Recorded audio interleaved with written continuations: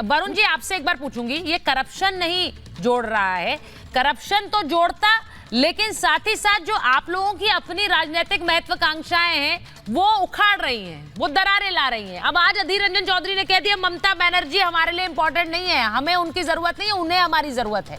तो ये जो दरारें हैं ये तो अब सामने दिखने लगेंगी।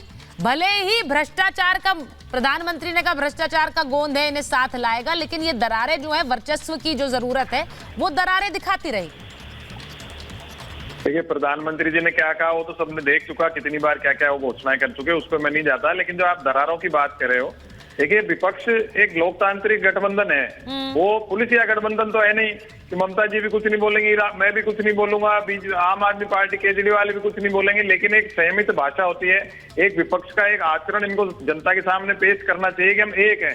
उस एकता दिखाने में अगर विफल हो जाएंगे तो फिर मोदी जी वापस आ जाएंगे, और जनता के जहन में इन्होंने दिखा दिया हम एक हैं और एकजुट हैं। तो जब भी तो बार बार सड़क के आंदोलन आप क्यों नहीं खड़े होते हैं अरविंद केजरीवाल के साथ?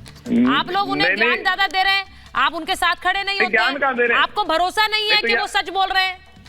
आपको भी लग रहा है कि कुछ घोटाला है? नहीं, घोटाले की बात नहीं है। आपको ये तो एक जनरल फिनोमेना है कि अगर लीगल प्रोसीडिंग में आपको जाना है तो जाना ही पड़ेगा। आप कब तक, अगर आप नहीं जाओगे तो जनता में उसका परसेप्शन गलत जाता है। हाँ। तो चुनाव सर पे आप जाइए, आप अच्छा, ये परसेप्शन वाली बात ही मैं कह रही हूँ अजय जी। मैंने एक परसेप्शन वाली बात जो इन्होंने वरुण जी ने कही है, संजय जी जरा सुनिएगा इसे, वो परसेप्शन की ही बात है।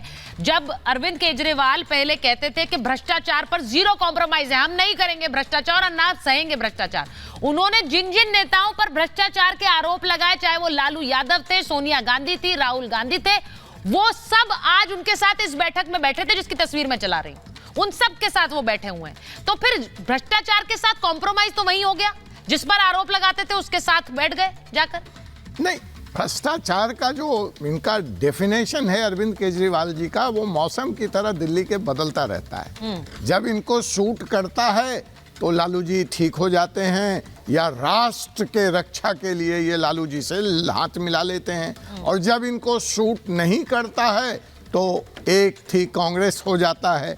यही कांग्रेस आप याद कीजिए ना, मुझे एक शेर याद आता है इन दोनों पार्टियों का कि कहाँ तो तुम कहाँ करते थे कि हम हर शाम तुम्हारे साथ गुजारेंगे, अब तुम्हारे शहर में शाम नहीं होती या तुम बदल गए हो।